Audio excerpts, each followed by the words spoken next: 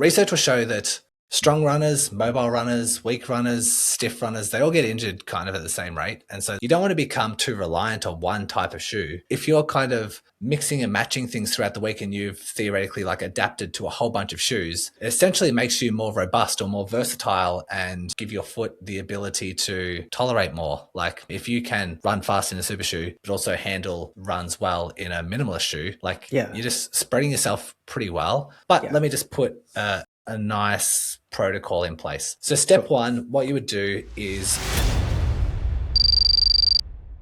Brodie, let's get straight into it. In your years as a physio, you've worked with many masters runners in their 40s, 50s, and 60s. What do you think is the single most common reason midlife runners keep getting injured? It's a good question. I would say a few things that I look at when it comes to like older runners sort of getting injured. One is like, as we get older, we need to sort of respect that it takes longer for us to recover. And so that's where we can't train necessarily as hard or bounce back as quick as we once did when we were younger. And some people, that's a harsh reality. Some people, when they get into a good stride, they sort of want to get back to how they were training, or they look at their best performances for their marathons and they say, okay, I was training this amount of times, my mileage was this high, and that's what got me a good performance 10 years ago. But it might not be the reality these days. Like as we get older, I don't know, maybe we have more family commitments or other stresses, work stresses, those type of things that we didn't have in our 20s and 30s. But we just need to respect that as a bit more of a reality check. But also if we look at the research, some of the connecting correlations when it comes to the risk of getting injured is the history of other injuries. So the more injuries you've had in the past, unfortunately, the more likely you are to get an injury. And the exact mechanisms behind that, why that is the case, is still up for debate. But suffice to say that the older you are, the more time you have had to accumulate injuries, which means that, as the research tends to suggest, that might lead you down the path of more susceptibility to injuries in the future, which can be mitigated if we train smarter, which I'm sure we're going to talk about. So for someone that's listening at home and saying to themselves, I'm fine, my training is going well, and they're trying to hit a PR this season, what are some warning signs they should be looking out for that can derail their training enough to hold them back from achieving a PR? Early signs of injury is really crucial to dive into, because if we can catch an injury really, really early, the amount of disruption in your training doesn't have to necessarily be like we don't maybe not need any disruption.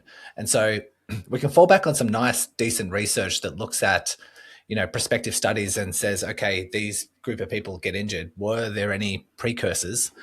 There's four main ones that tends to show up in the research. One is a lack of sleep, or like poor quality sleep.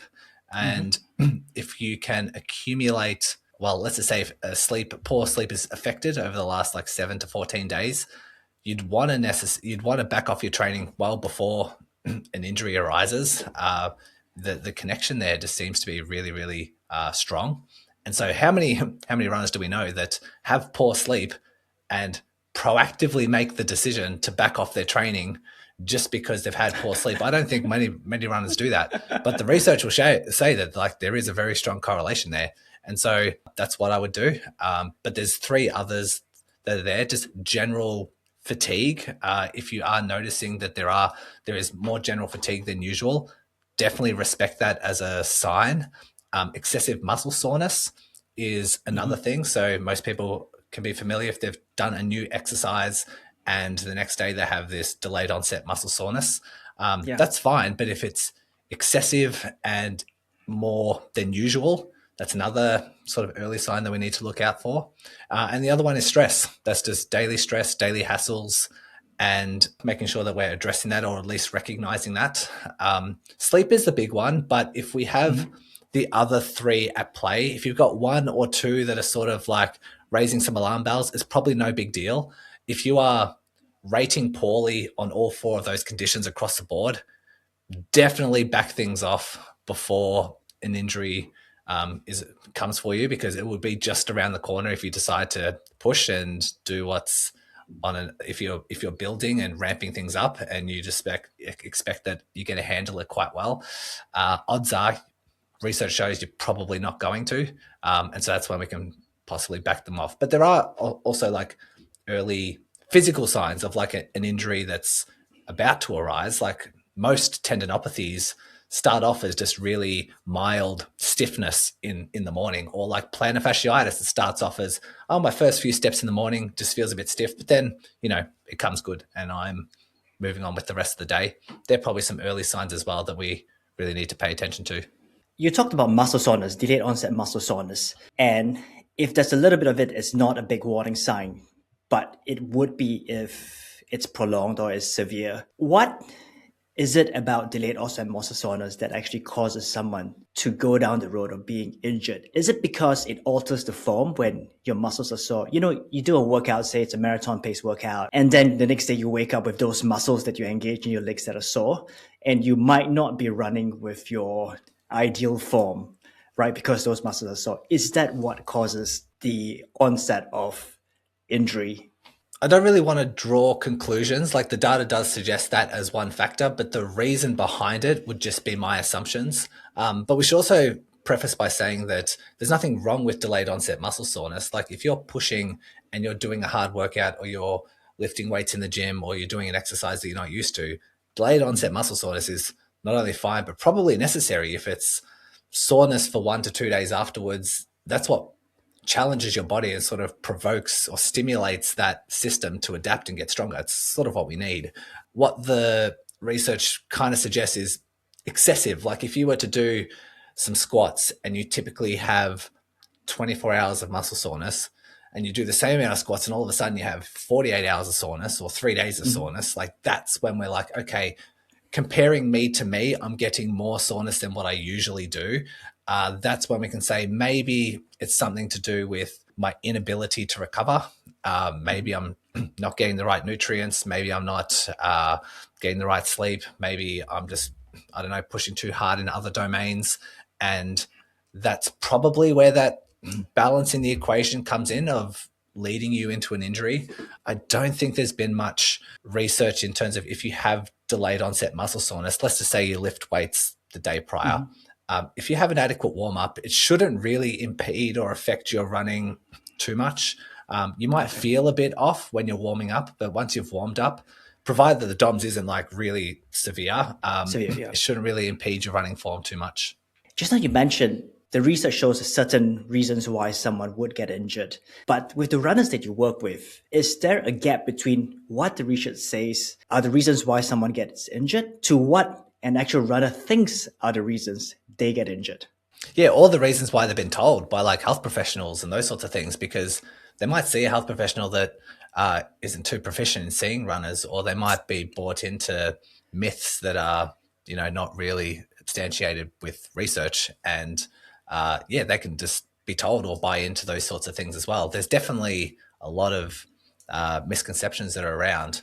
Typically what I see when, and most people can relate to this, if there has been an injury that's come up, tends to reflect some sort of training overload, some sort of mishap, or pushing, overreaching in their training. That might be introducing speed work or mileage or something a bit too abruptly, or transitioning shoes too abruptly. Like those significant changes is a bit of a mismatch or harder for your body to keep up with or adapt to. And it's that mismatch that can lead to a certain tissue being overloaded. But people can come up with a whole bunch of narratives as to why that is. They sometimes blame their shoes are getting too old, or they blame their form or their technique, or they've been told that their glutes aren't switching on, or they're overpronate, or they're too weak, or something to that effect. But when I sort of rationalize with them exactly what was done, hey, you've just done too much. You've ran too fast, you've ran too far, and you haven't allowed your body itself to adapt and slowly accumulate that load and absorb that training load. It's just been too abrupt. You mentioned shoes just now, and people blaming shoes for injuries. Let's hold that thought. I want to come back to that a bit later, but let's first talk about your expertise, which is load management. And you mentioned some things just now that people don't really think about as load, like sleep, stress, work, all those factors that is not the training itself. So let's take me as an example, right? I'm turning 48 very soon, and I log about 100 kilometers a week. In miles, that's about 60 if I get the conversion correct. And the last thing I want is to get injured. When a lot of people hear load management, myself included, the first thing that comes to my mind at least is it means to run less. But what is your definition of load management? I mean, load management is just like this arbitrary sense of how much load you can naturally tolerate or accumulate safely. And that encompasses a whole bunch of like physical loads. So that could be mileage, speed, just how much physical load you are subjecting to your body. Most people can appreciate that. But then we talk about this balance between load and capacity. So the load is what you put on your body, and your capacity is how much you can handle that load. And so the capacity is a little bit harder to grasp because there's a few little domains there that might be hard to comprehend. But if you can imagine, say, let's just focus in on one area. Let's focus on like your knee, and you have, Okay. let's just say, okay, right now we feel like you can accumulate 100 kilometers per week. The knee can accumulate 100 and let's just say 10 kilometers per week. So you're sort of pushing near that upper limits. If you decide to go beyond that and start doing 120 kilometers per week, that's just exceeding your capacity. Your load is exceeding your capacity to adapt, unless you decide to carefully manage, okay, let me do 100, then 105, then 110, then 115. And your body will adapt provided you give it the right conditions. It can increase its ability to tolerate that load. But if you shoot straight away from 100 to 120, that might put you at risk of an overloaded injury. We are exceeding that capacity. But where that equation gets a little bit trickier is that your current capacity, that knee, if that knee is can currently tolerate, or that ceiling is 110 kilometers per week, that is fluctuating. That capacity actually fluctuates from time to time. You can better handle loads next week, and then you can drop your ability to handle that load the following week based on stress, based on nutrition, based on your hydration status, based on how humid it is and how sloppy your fatigue is when you're running, or, sleep. Sleep's a big one. Sleep is your ability to absorb what you've done the day before and really come feeling fresh for the next day. Like if you're not sleeping well, and which is probably why it shows up in the research, your knee's ability to handle that 110 kilometers per week may be dropping down to 70 or 60 kilometers per week, purely because you're not giving it the right conditions to handle that load. And so it is a tricky balance. It does 90% of injuries come back to this load versus capacity model, where the load is your physical training parameters, and the load and the capacity is this constantly fluctuating, how ready is my body to handle what I'm about to do for it. And when we have these abrupt shifts in training, we're opening ourselves up to risk. And if we do it so patiently and diligently and accumulate it steadily over time, mixed with good recovery, mixed with good nutrition, good sleep, good stress management, we're putting our body in the best possible state to absorb that load, then we're mitigating a lot of those risks. That's the way you put it, between load and capacity, is very interesting. And for something that's very difficult to measure, in my opinion, like you said, someone can be maintaining a certain load and their capacity could be here. But if the load stays the same and the capacity changes, someone might be thinking, I'm not doing anything more than I was 2 weeks ago, 3 weeks ago. But when the capacity changes, things get derailed, right? So is there a simple way someone can meaningfully measure their capacity in relation to their load at any specific given point in time? We can, up to everyone's different methods. If you want to really simplify it, you can have the equation of working out let's just say we go for a run, you look at the duration in terms of minutes, and you multiply that by your effort out of 10. So this does require some subjective and maybe some practice to sort of hone in on what a good effort out of 10 is for you.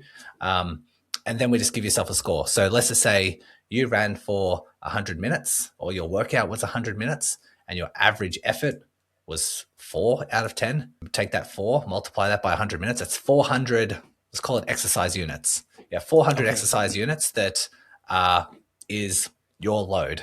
And like, there's obviously limitations to something so simplistic, but it's nice to have something simplistic that we fall back on, because the limitations with mileage, I know a lot of people just say, I accumulate, like you say, 100 kilometers per week. Most people, that's a real tangible number that people can fall back on. But the limitations of that is speed. We don't know how fast you're running. You might run a significantly faster week compared to another. You might be sick. You might have poor sleep one week. You might have a hilly conditions, snowy conditions. I don't know. All of these change the load on your body. And so they're gaps and limitations. But if you don't sleep well and you run for that 100 minutes, your effort is probably going to feel harder than what it was if you slept really well. If you run faster, that's harder effort. If you go hillier, that's more effort. And so your average effort for that session will be factored into that total score of the average effort out of 10 multiplied by the minutes of that session. One of the main limitations of that, it's just really hard sometimes to accumulate an average effort. Like, say, if you did hills or you did an interval session, or it's mixed with a whole bunch of variables chucked into that one session, how do I come up with an average effort? Because I started off at like a 3, I might have had some peaks of like a 7 out of 10, came down to a 3 out of 10. Like, accumulating that'd probably be some limitations there. But like I say, it's a simplistic method, and we can say, okay, Monday I accumulated 400, Tuesday 200, 700, 800, and then you can just accumulate or add up your weekly total. It can be quite nice and pretty well-rounded for most people. That formula that you're presenting, it's manipulating the variable of time and intensity, right? It can be lower intensity and longer time, your load is higher, or it can be higher intensity and shorter time, you might still get the same load, and vice versa. But what I also like about it is it's factoring in your perceived effort. So like, if you're unwell or jet lagged or not sleeping well, a whole bunch of things that will seep into your effort, if that makes sense. And so it does. That's when kind of can factor in these other variables that manipulate your capacity.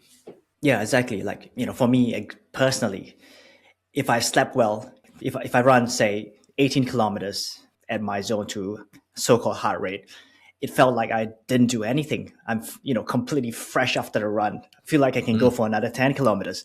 But if I didn't have a good sleep, that 15 kilometers or 18 kilometers, I feel wrecked straight after, and it was not even high intensity. So to your point, that really has a lot of effect on your RPE for that session, regardless of intensity. Yeah. Okay. Shoes. Let's move on and talk a bit about shoes. I want to go to both ends of the spectrum here, because I think both ends attract pretty passionate camps. So one end of the spectrum is the carbon shoes, right? And the other end are your minimalist barefoot shoes. So let's start with carbon shoes. A lot of runners are obsessed with them. I like them. If you look behind me, the top row, they're all carbon plated shoes.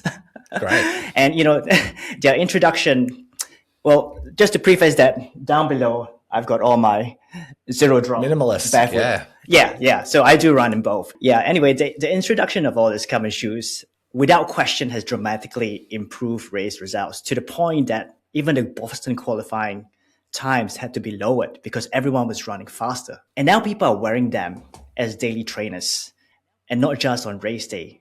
What does the evidence actually say about injury risk? There has been some alerts kind of highlighting the risk of bony stress in super shoes, carbon plated shoes, whatever you want to call them. Theory behind it being like it just changes the pressure on the forefoot because it's like such a rigid plate.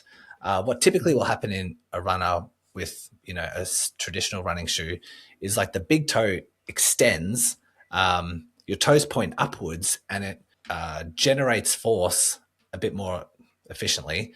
But with a really stiff carbon fiber plate, you don't really get a lot of toe extension. And through that change leads to you sort of hitting and accumulating, absorbing force in the forefoot differently. And if that is too abrupt, and we have to preface by saying you probably can adapt very gradually into this shoe and be safe. But if it's an abrupt shift, then you're probably looking at increasing your risk of bony stress or a bone stress fracture if that becomes unmanaged or ignored. And so we're looking at bone stress fractures of the foot, which is a big injury, a very serious injury, and one that can require a lot of time off. And so, there is some small research to show that, okay, this could be an effect, and even some clinical kind of case studies where the authors of the papers are kind of just making almost like a public service announcement, being like, this is what we're seeing, just be really careful. But on the same side of that, we are seeing a lot of research looking at the performance side of things, even for recreational runners, and showing that it does make them a lot more efficient. And so the pull and the allure of getting super shoes is very real, and the benefits and carryover is very well researched and very tangible for a lot of runners. So the desire is there. We just need to be very careful with how we use them, when we use them, and how we decide to transition into them. Yeah, speaking of transition, what do you think is a sensible transition into carbon shoes for someone who's never ran in them before? Yeah, I'd have a look at like what they are typically running in and how big of a difference it feels. We look at like their heel drop. We look at how stiff and rigid, supportive the shoes are that they've already been running in, and just try to see where that gap is, because your foot adapts to different conditions. It adapts to different shoes. If you give it said conditions, you can adapt to barefoot running if you're just really diligent and really patient. And so if you're kind of used to a rocker style, maybe like a high stack height, a sort of firmer shoe that kind of has some properties of a carbon fiber shoe, you might not need to be as patient. Whereas if you put on a super shoe or a carbon plated shoe and it feels really different, you might need to take a bit of time adjusting.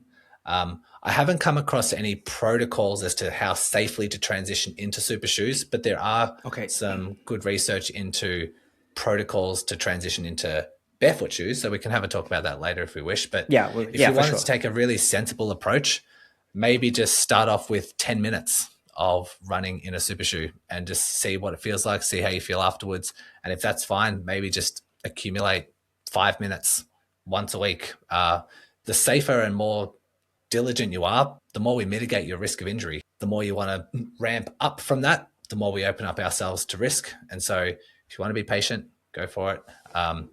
And just bear that in mind, that keep an eye out when you do transition into these shoes. If you are starting to get tightness or pain at the foot, particularly in the forefoot, be extremely careful, because that's an early sign that we don't want to ignore. Because like I say, if you end up with a stress fracture, it could be crippling to your season and totally derail any progress that you made. The research shows that the shoe itself could be a problem, but do you think that the behavior change could also be a problem? Because when you try on super shoes for the first time, they feel different. They are lively. You run faster at any heart rate, so you feel like you've got this sudden progress and you feel more confident, and you might be doing extra volume or at higher speeds than your tissues are not adapted to. Could that be also a cause of injury? Very good point. Apart from very good point.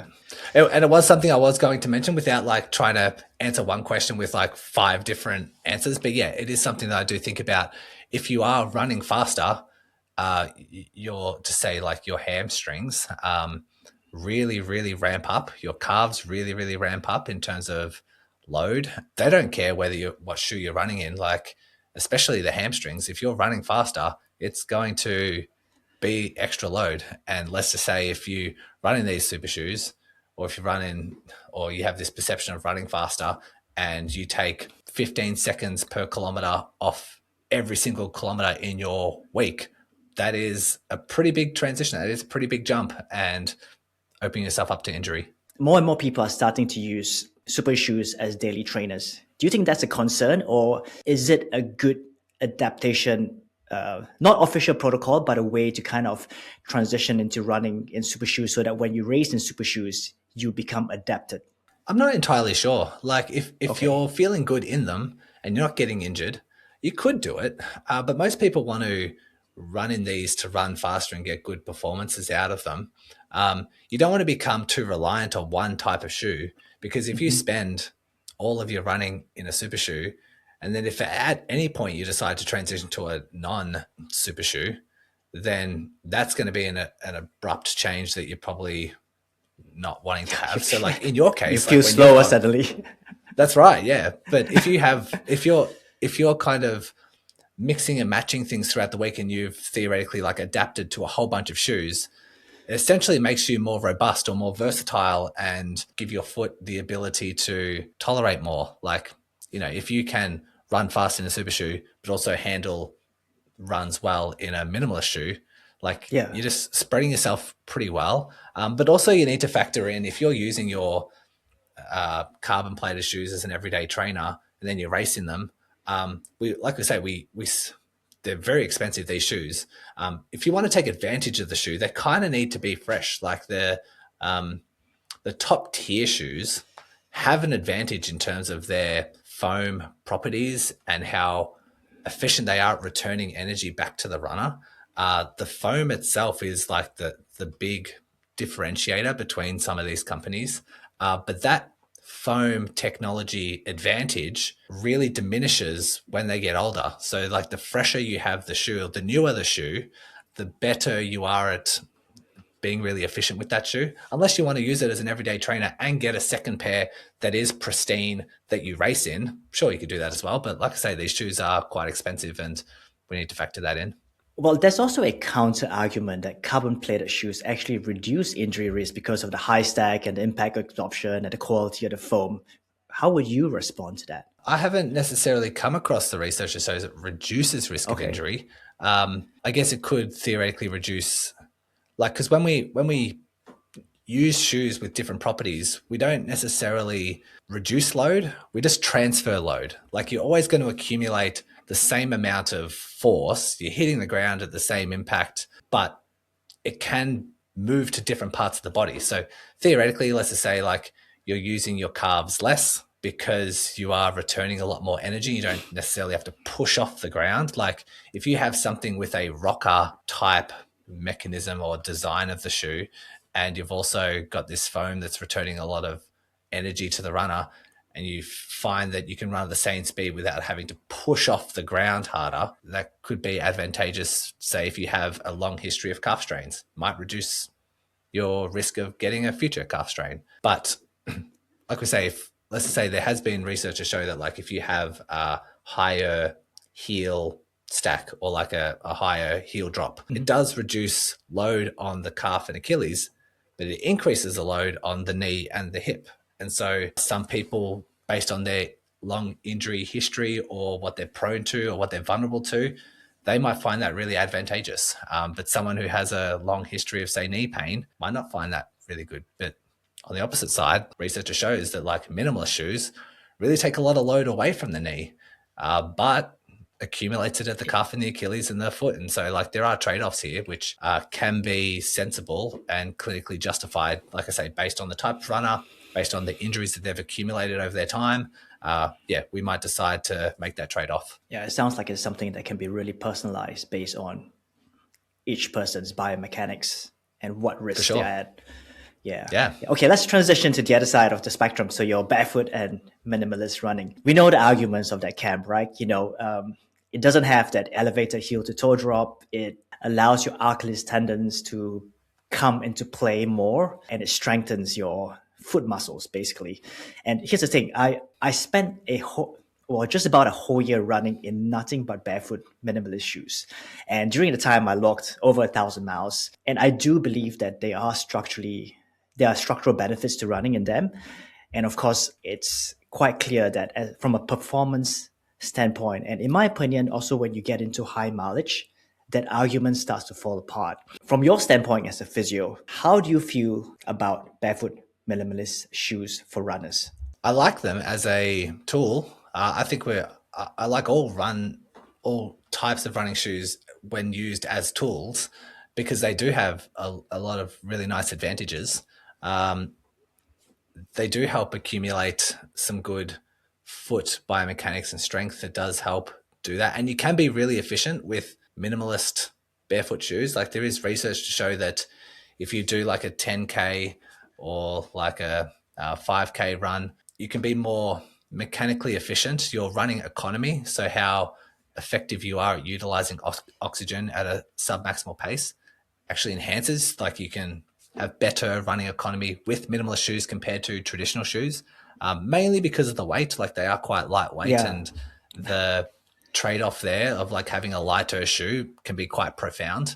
But the limitation is with the longer runs. Like if you were running a marathon and you were running in minimalist shoes, it does open you up to like accumulating more fatigue a lot earlier in the race, because you are sort of relying on your feet, calf, Achilles to like withstand a lot more load, because you have to do the work yourself rather than the shoe offering some support or energy return. I mean, like one of the main beliefs about the super shoe is that you're delaying your fatigue a lot later in the race just because you're not having to accumulate that. But the opposite is the fact that with the minimalist shoes, you can see really, really good effects, and you can stay fresh for a 5K, 10K, probably half marathon.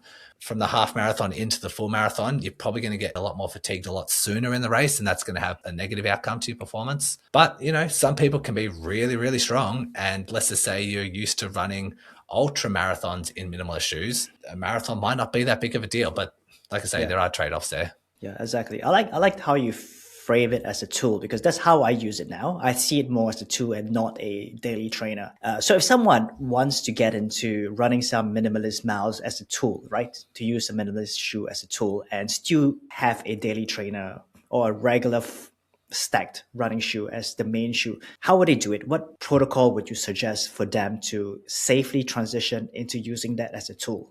Yeah, we do have really good research on protocols for this. What I would do is, again, similar to what I talked about with our transition to the carbon plated shoes, how different is it from your traditional shoe? Because they're all kind of fitting on a minimalist index. Like you can have some that could be considered a barefoot shoe, but still has some support, still has some like rigidity to it, still has some foam, whereas you have complete barefoot, which is like, you know, just a very thin bit of rubber in between you and the road, and there's no support whatsoever.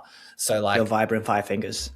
Exactly. Yeah. Perfect example. We want to see, okay, how abrupt or how different it is on the minimalist index from what you have adapted to what you want to transition to. And if it's quite a vast difference between the types of shoes, then we need to be very careful. However, if like, you know, your traditional shoe that you have is quite flexible, doesn't have a lot of support, and then you transition into a minimalist shoe that still has some support, then our decision making doesn't need to be as severe. But let me just put a nice protocol in place. So step one, what you would do is overall start doing some minimalist or barefoot stuff outside of your running. So you can do your strength training in minimalist shoes. You can walk around the house in your minimalist shoes, even walk around the house more barefoot than what you're used to.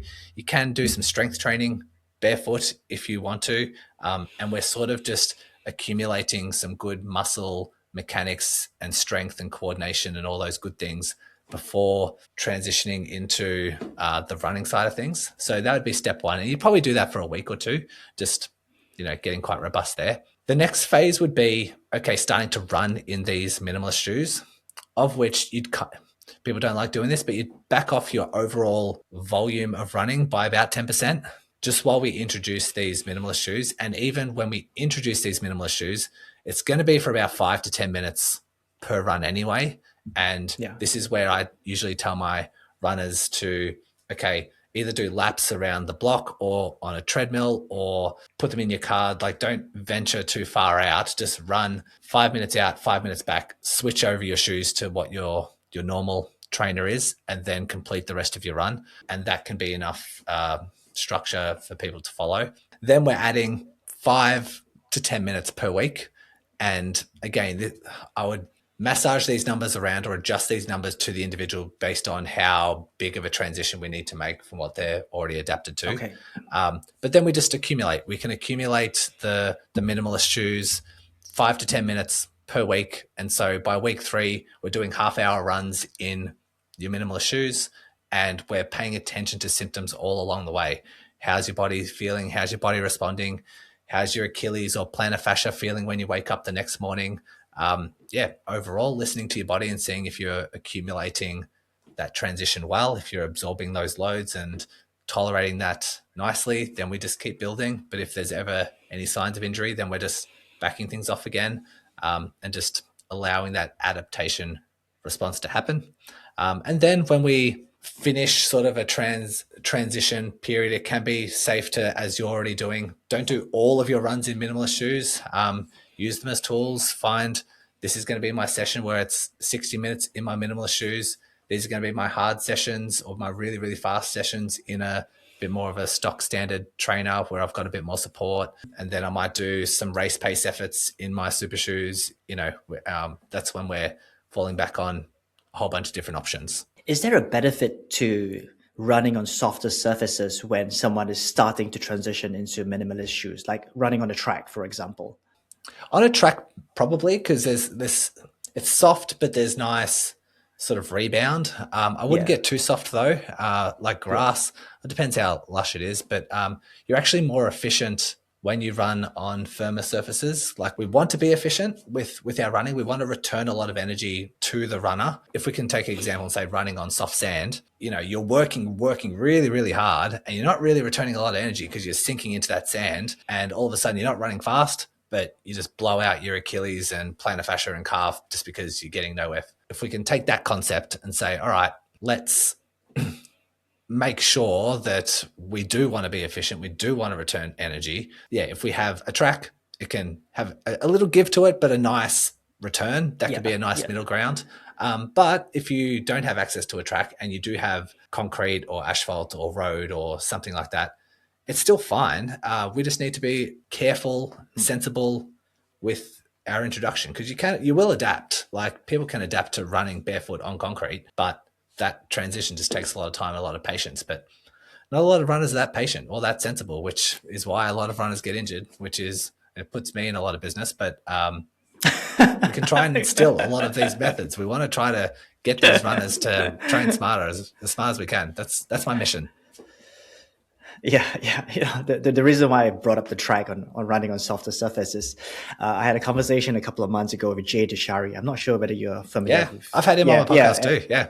Oh, okay. Yeah. So we were talking a bit about barefoot shoes, and he mentioned that he and a colleague of his was invited to a barefoot shoe convention. I think it was in New York, and they all went out for a run. And these were very passionate runners that were only running in barefoot shoes. And as a joke, his friend put a hidden camera in a bush while they were running.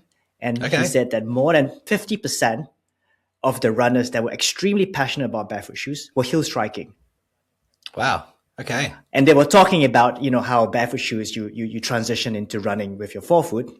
Yep. Because you have to, right? If not, there's so much impact. But they were more than 50% were actually landing mid or rear foot. So yeah, that's why, so when someone is transitioning, maybe a bit of a softer surface might give them the cue to start slowly switching. Most people will be surprised to learn that you have a look at marathon runners. Like, they have done research where they've looked at, I think it was the Paris Marathon or someone, where they had a camera, they set it for the elites, and even the sub-elites and recreational runners, and they had a look at everyone's strike pattern, sort of just like saw how common certain strike patterns were. And it was 90% of runners are heel strikers, whether they're elite or recreational.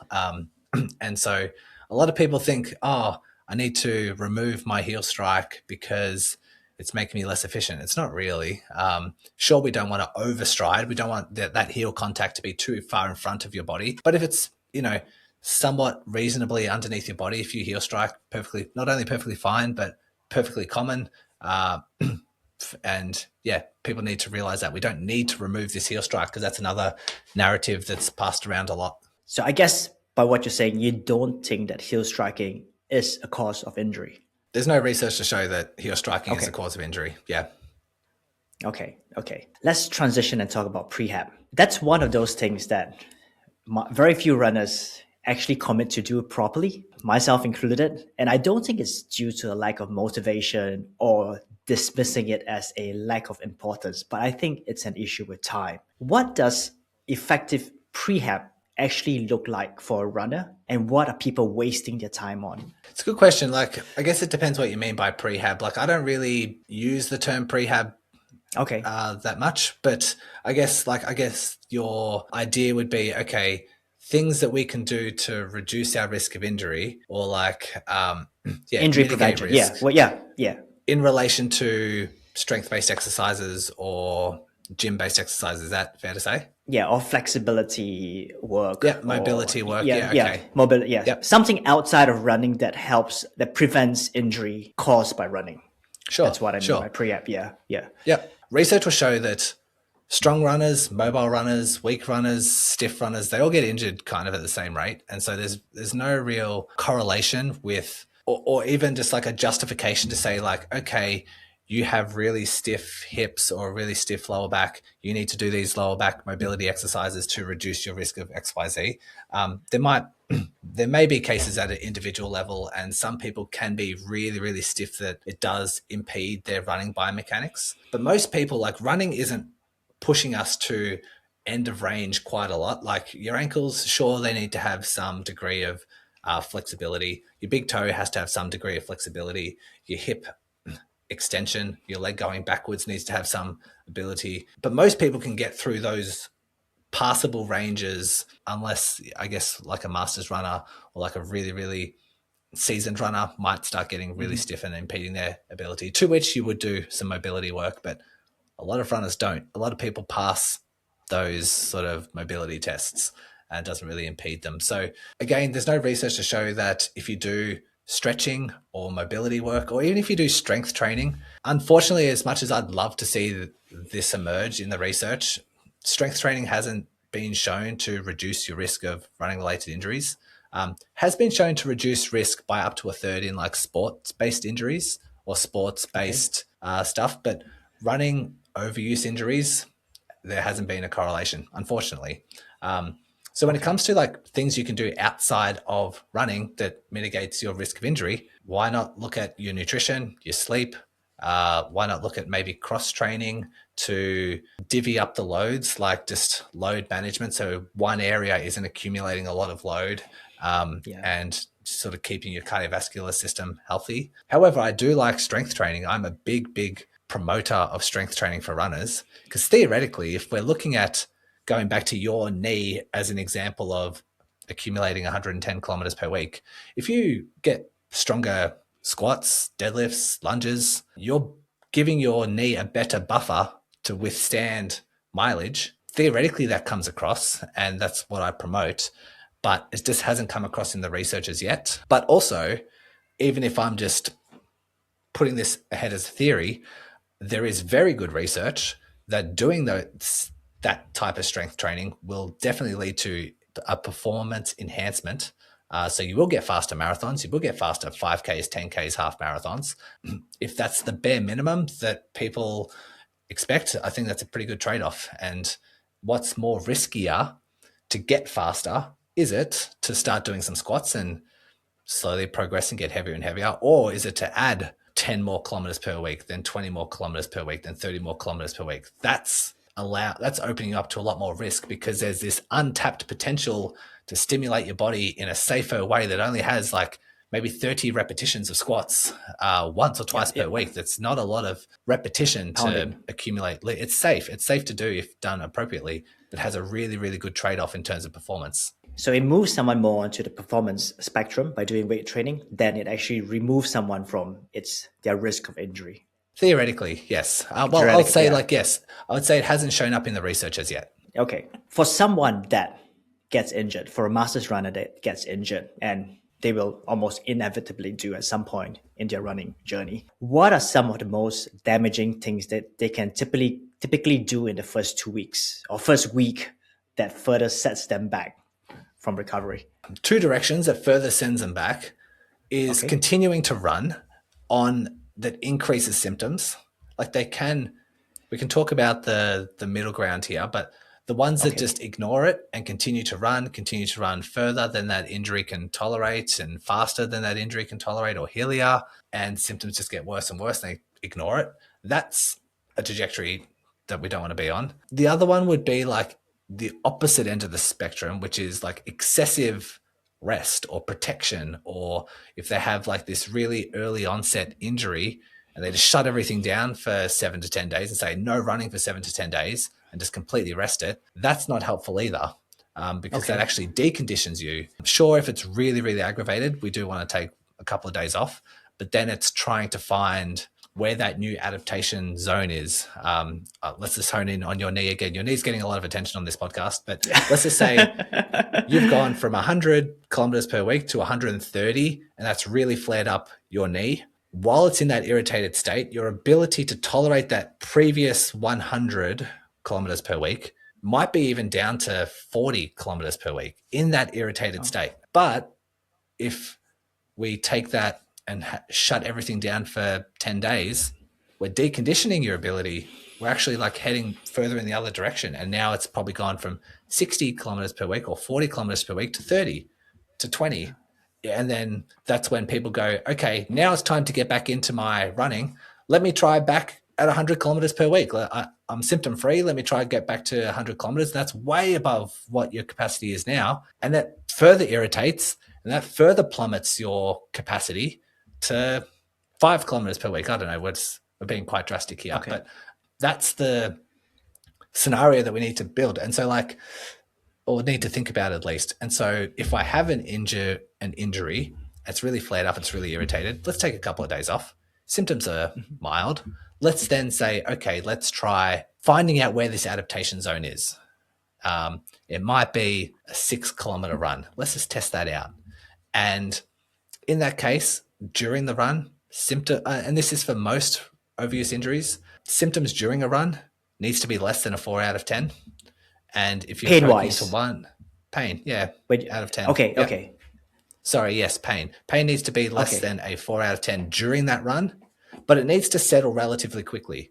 We typically say by the next morning, by the time you wake up the next morning, everything should be back to its most settled state. So not zero, not symptom-free, but back to where your symptoms were pre-run. If it was in its most settled state, we call that your baseline. And then we subject it to another run. We might try a little bit further, a little bit faster. We might try some cross training. We might try some strength training. How are your symptoms during?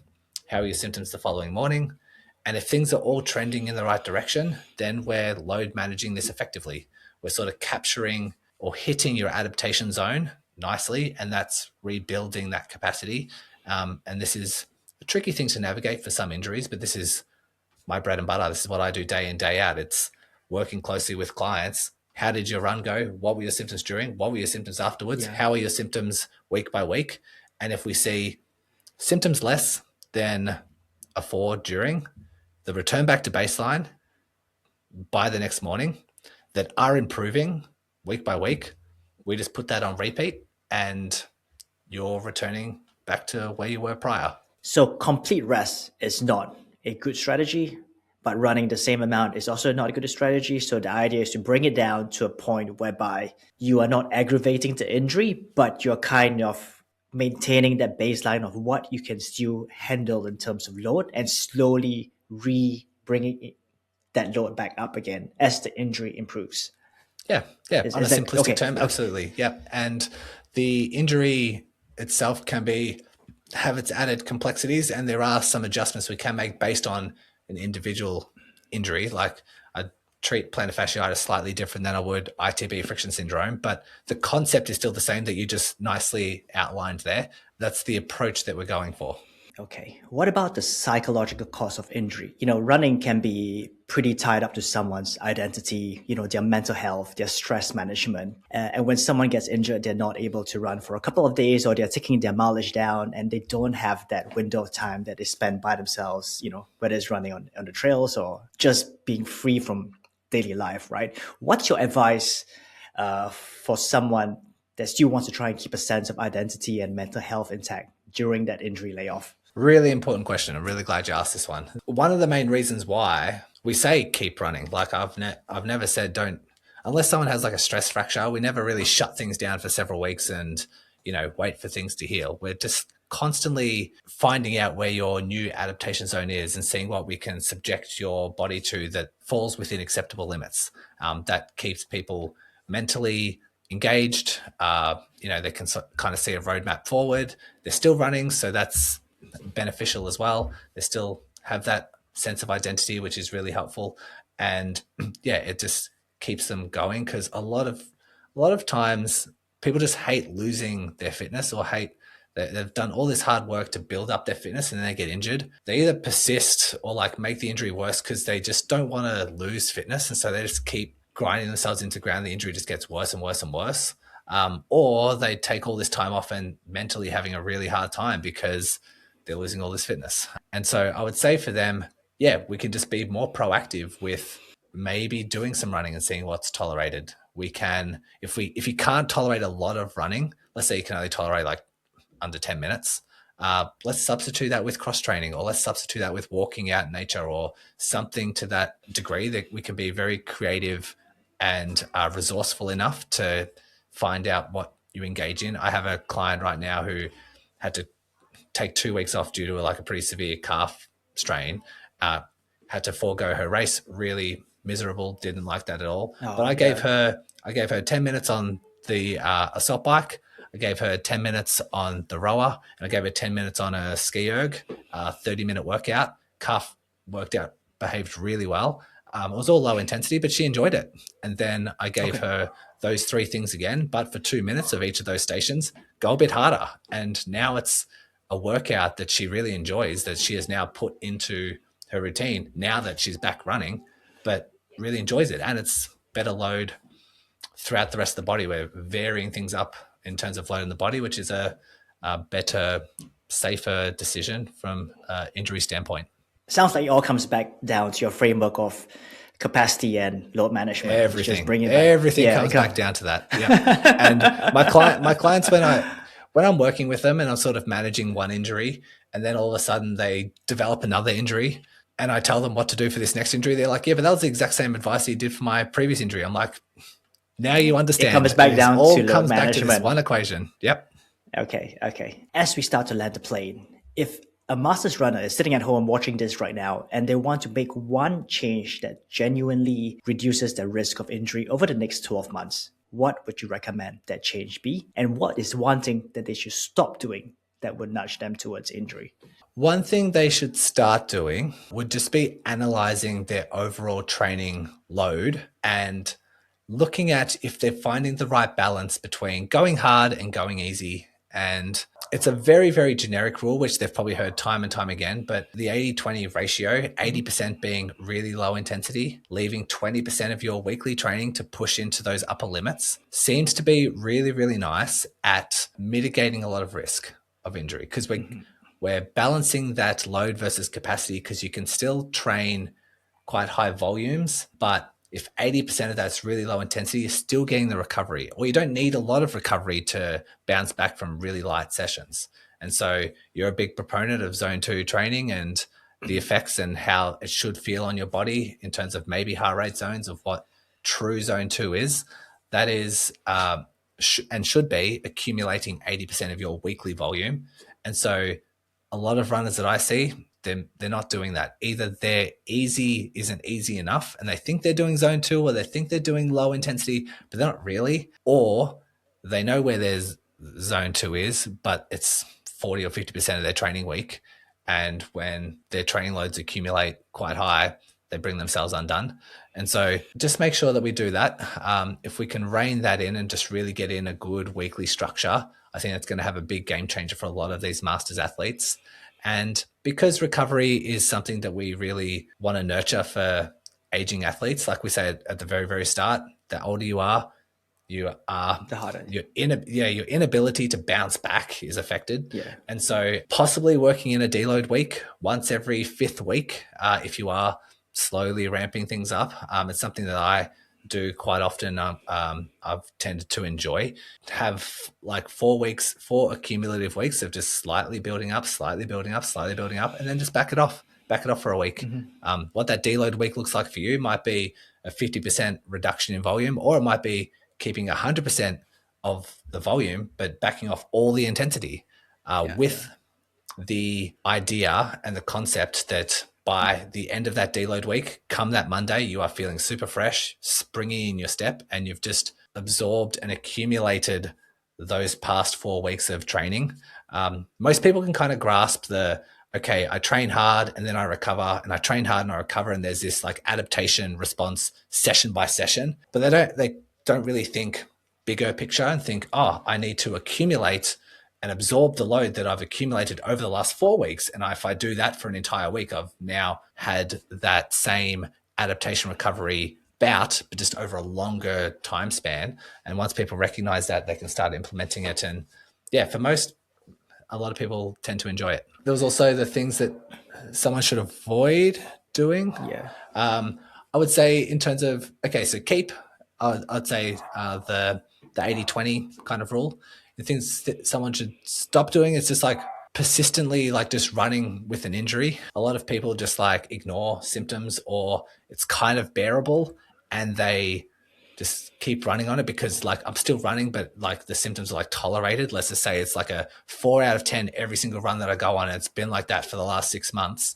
I think is a really poor decision, because the longer you've had it for, typically the harder it is to get rid of. And especially if it's a tendinopathy, we don't really want that persisting for too long. And so try not to ignore that. And a lot of people let injuries sort of dictate their intensities. Like their injury gets slightly better, so then they pick up the pace, and then the injury gets slightly worse, they dampen things off, and they're just like spending 6 to 12 months just like letting that injury dictate how fast or how hard they go. And then like it's just never a good situation if we're looking long term and trying to accumulate some good results and have fitness effects compound over time. Yeah, I've been there.